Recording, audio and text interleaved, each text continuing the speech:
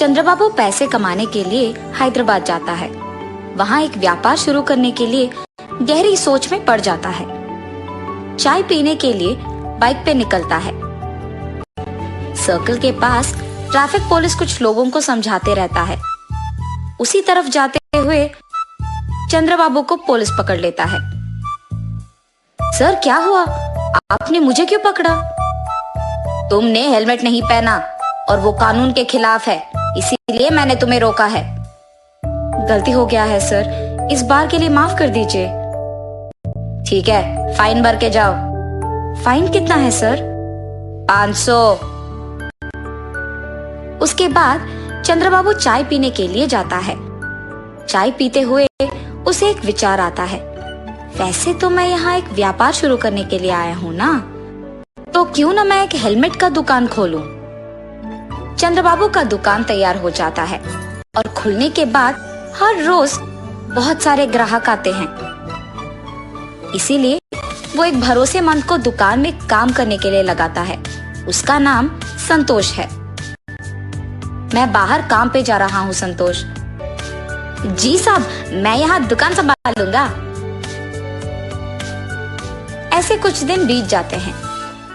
उसका व्यापार अच्छा चल रहा था और बहुत लाभ भी आता है। लाभ को देख संतोष लालची बन जाता है। हमेशा की तरह चंद्रबाबू जब कुछ काम पे बाहर जाता है तो उस समय में संतोष कुछ पैसे चुरा लेता था दुकान से और चंद्रबाबू को कोई शक नहीं होता है। ऐसे ही कुछ दिन गुजर जाते हैं। संतोष, तुम्हारा वेतन कम है ना? जी साहब। ठीक है, अब से तुम्हारा वेतन होगा 10,000 रुपए। बहुत बहुत शुक्रिया साहब। अब से इस दुकान का ख्याल तुम्हें ही रखना होगा, ठीक है? मुझे गांव जाना होगा, वहां कुछ काम है। 10 दिन बाद आऊंगा।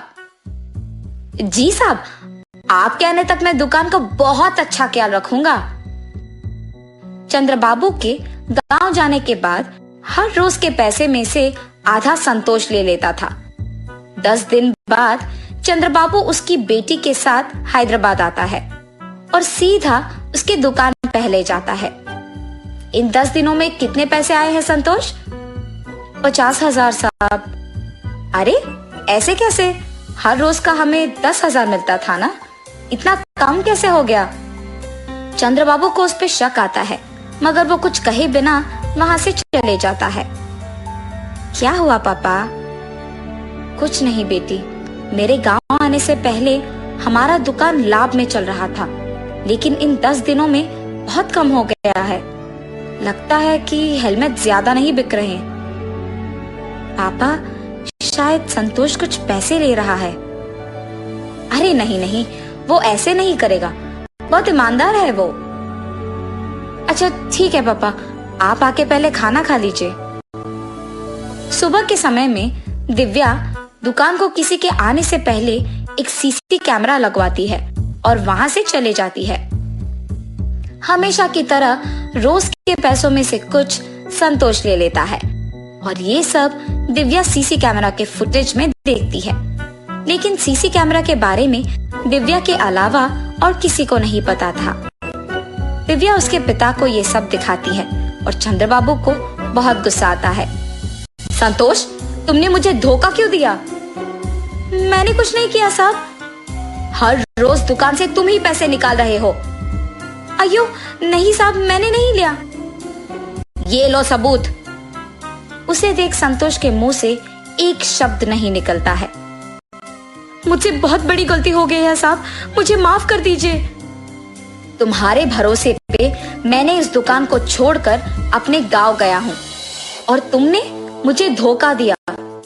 अब तुम्हारा यहाँ कोई जगह नहीं हो सकता है। अगर कोई हम पे भरोसा रखता है तो हमें उनका भरोसा ऐसे नहीं तोड़ना होगा। धोखा देना बुरा है।